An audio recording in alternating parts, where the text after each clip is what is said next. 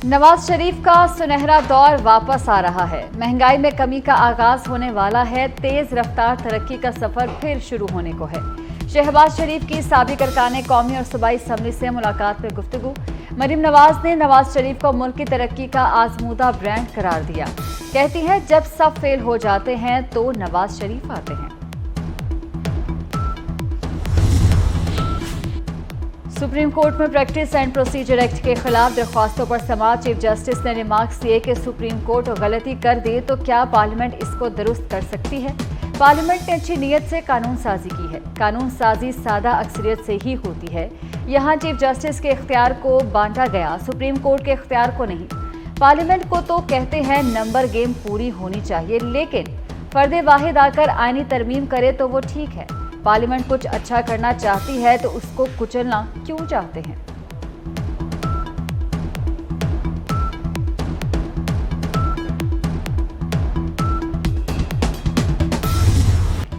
Cipher case का बाकायदा trial शुरू हो गया। अडयाला जेल में केस की समाअत चेयरमैन पीटीआई और शाह महमूद कुरैशी पर 17 अक्टूबर को फर्द जुर्म आयद होगी। खुसूसी अदालत के जज अबुल हसनात मोहम्मद जुल्करनैन ने आइंदा समाअत पर सरकारी वकीला को भी बुला लिया। स्पेशल प्रोसिक्यूटर एफआईए ने कहा कि चेयरमैन पीटीआई और शाह महमूद कुरैशी को मुकदमे की नकूल फराहम कर दी गई हैं। दोनों मुल्जिमान को अदालत में पेश किया गया।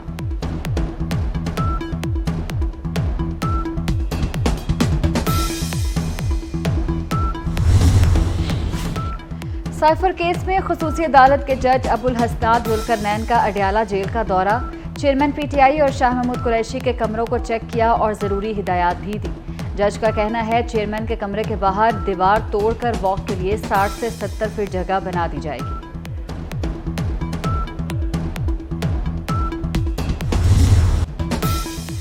इसराइली मुजालिम के खिलाफ हमास के तूफान अल अक्सा ऑपरेशन का तीसरा रोज। झड़पों में फौजी और पुलिस एहलकारों समेत 700 इसराइली हलाक हो चुके।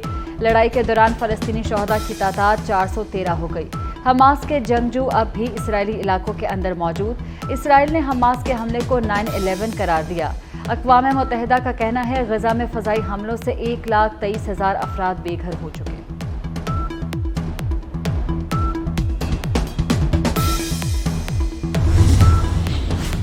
हमास के हमलों के बाद इसराइली करेंसी ज़मीं बोझ। इसराइली करेंसी की कदर कम तरीन सतह पर रिकॉर्ड। इसराइल का $30 अरब गैर मुल्की करेंसी बेचने का ऐलान। बैंक ऑफ इसराइल पहली बार ओपन मार्केट में करेंसी बेच रहा है। हमास इसराइल कशीदगी पर अक़वाम मुत्तहिदा की सलामती कौंसिल का इजलास बेनतीजा खत्म। करारदाद पेश हो सकी, ना ही मुश्तरका एलामिया या कोई बयान जारी हुआ। अमरीकी और इसराइली दबाव के बावजूद कई ममालिक ने हमास के हमलों की मजम्मत नहीं की।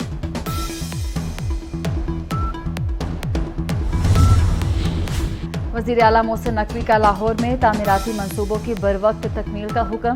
हुकाम को डेडलाइन पर अमल दरामद यकीनी बनाने की हिदायत। मंसूबों की तकमील में ताख़ीर बर्दाश्त नहीं। वज़ीर आला का सर्विसेज अस्पताल का भी दौरा। सर्विसेज अस्पताल भी अपग्रेड होगा। अपग्रेडेशन पर 4 अरब रुपए लागत आएगी। ग्राउंड फ्लोर पर इंतहाई निगहदाश्त का यूनिट बनेगा।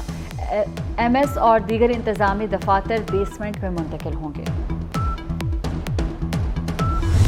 की हालत भी आप सबने तकरीबन देख ली थी उस दिन, और ये खैर एक स्कूल है।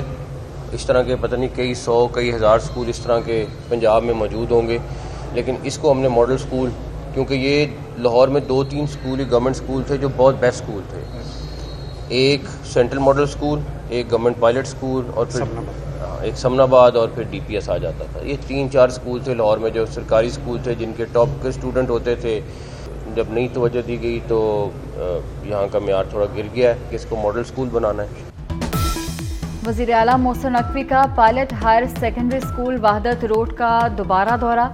मुख्तलिफ क्लासरूम्स का मुआयना किया। तलबा से मुलाकात, पढ़ाई बारे पूछा। बच्चों की कॉपीज़ भी चेक की। 11वीं और 12वीं क्लास के तलबा के लिए असातिज़ा तैनात। वज़ीर आला का पायलट स्कूल को मॉडल स्कूल बनाने का ऐलान। असातिज़ा के स्कूल औकात में इलेक्शन और दीगर ड्यूटी पर पाबंदी लगा दी। बोले, स्कूलों को NGOs की पार्टनरशिप से चलाएंगे।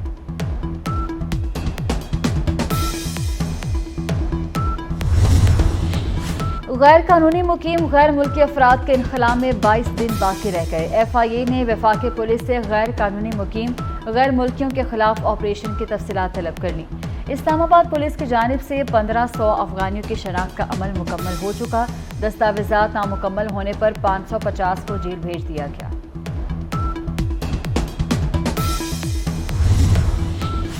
दुनिया के कई ममालिक में फ़लस्तीनियों से इजहारी यकजहती। अमरीका में हज़ारों शहरी फ़लस्तीन की हिमायत में निकल आए। जर्मनी, इटली, यमन, कुवैत में भी रैलियां निकाली गई। ईरान, उर्दन, इराक और लेबनान में भी अवाम घरों से बाहर निकल आए। इसराइल हमास जंग के बाद खाम तेल की गिरती कीमतों में फिर इजाफा। एशियाई मंडी में खाम तेल की कीमतों में 4.7% तक इजाफा हो गया। बरतानवी खाम तेल ब्रेंट खाम तेल की कीमत $86.65 फी बैरल तक पहुंच गई। WTI की कीमत में 4.5% इजाफा हो चुका।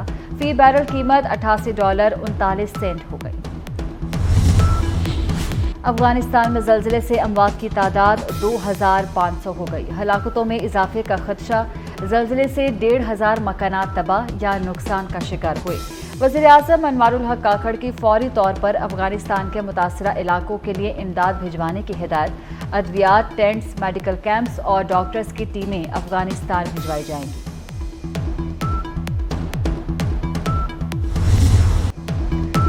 मोदी सरकार का खेल से खिलवाड़। भारत में वर्ल्ड कप के दौरान एक और इंतहा पसंदी। हिंदू मुखालिफ इल्जामात पर इंतहा पसंद मोदी सरकार की ज़ैनब अब्बास को भारत छोड़ने की धमकी। क्रिकेट मेजबान ज़ैनब अब्बास भारत छोड़कर दुबई पहुंच गए। वर्ल्ड कप के छठे मैच में न्यूजीलैंड और नीदरलैंड आमने सामने। कीवीज टीम का नीदरलैंड्स को जीत के लिए 323 रन का हदफ। न्यूजीलैंड ने पहले मैच में इंग्लैंड को शिकस्त दी थी। इवेंट में कल पाकिस्तान का मुकाबला श्रीलंका से होगा।